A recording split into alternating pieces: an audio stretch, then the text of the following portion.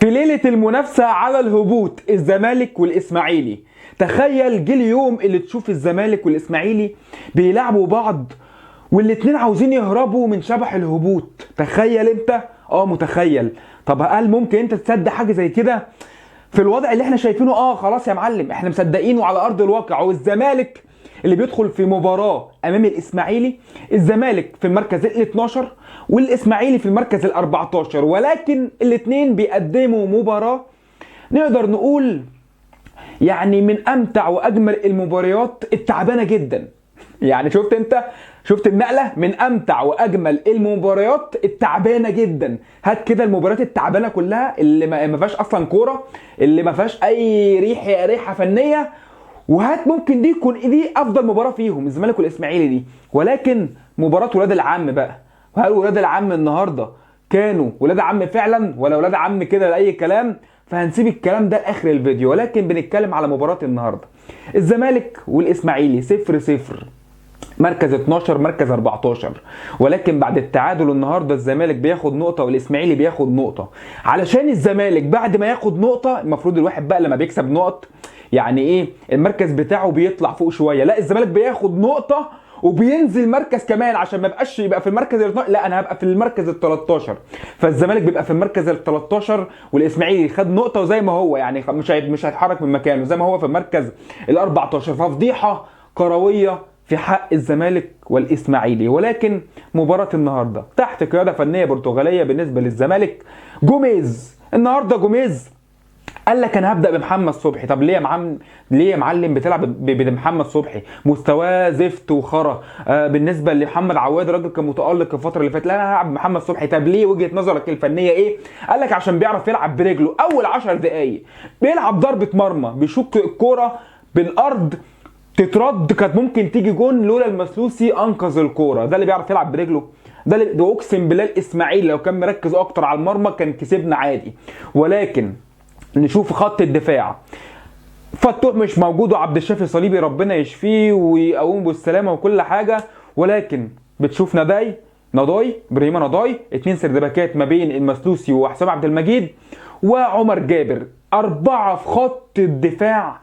نقدر نقول يعني مش متكافئين. ليه؟ انت بتتكلم في ابراهيم نضاي، الراجل يعني مش هقول لك اول مره يلعب في المركز ده، يعني ايه، كان بيلعب مع معتمد الجمال شويه وكان بيترمي ورا. ولكن بتلاعب المسلوسي جنب حسام عبد المجيد البطيء جدا، فانت بتلاعب المسلوسي وعبد المجيد، الاثنين مش صراع، الاثنين بطاء جدا سواء في التمركز او سواء في السرعه بالكوره وكل الاثنين بطاء جدا، وجنبهم عمر جابر اللي بيعمل كوارث.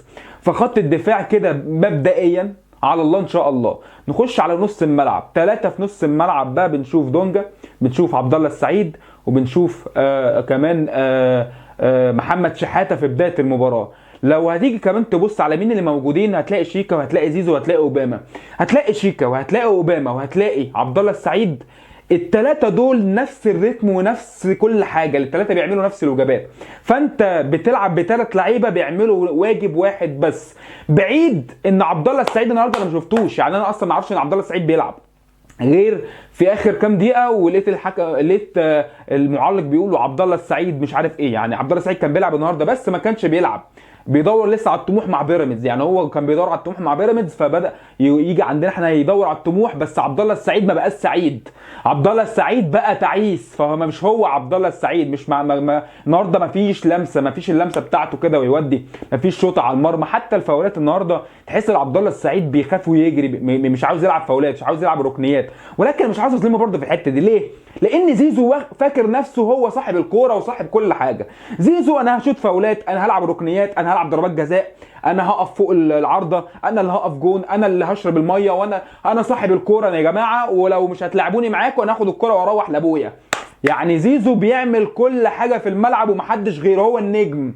ولو هو ما راحش يلعب فاول هيتقمص. يا عم انت ما بتعرفش تلعب فاولات، لا انا هلعب انا.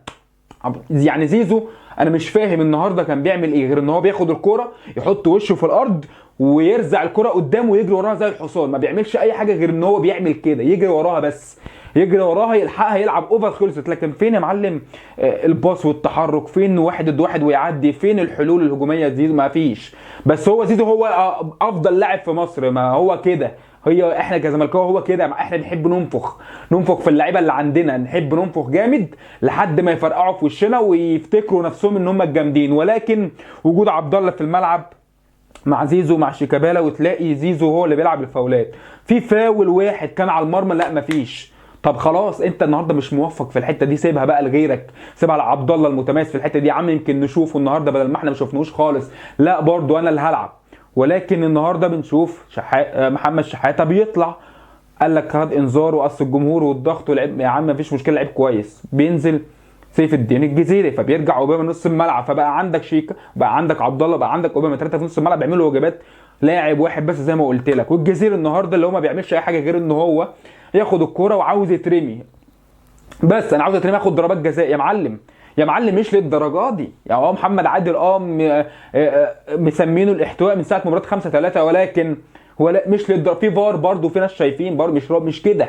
ما تلعب يا عم كوره، يا عم خد الكوره وروح وهات اجوان، اتصرف تصرف صحيح كده وقوي في 18 او في ال6 يارده. لا انا مقرر ان انا باخد الكوره والعب فاولات، اخد فاولات، اوقع نفسي بره ال 18 جوه ال 18 وتيجي زي ما تيجي. ده بالنسبه لسيف الدين الجزيري. ولكن الحلول عند المدير الفني، انا مش هتكلم فنيات الراجل اول مباراه يلعبها، ولكن دي مباراه ايه الفرق ما بينه وما بين معتمد جمال؟ مفيش اي فرق، مفيش اي فرق. دي بالنسبه للمباراه اجماليا يعني. ولكن هتيجي تتكلم على الجماهير بقى، الزمالك والاسماعيلي احداث مؤسفه جدا. وليه الاهلي يا جماعه ما بيلعبش في اسماعيليه؟ اهو يا سيدي اديك شفت الاحداث، وادي شتيم الجماهير الاسماعيلي لجماهير الزمالك، وضرب جماهير الزمالك قبل المباراه، وقبلها بفتره قليله على فكره كان الاسماعيلي والمصري بيلعبوا مع بعض، وضرب جمهور المصري والاسماعيلي بيضربوا بعض.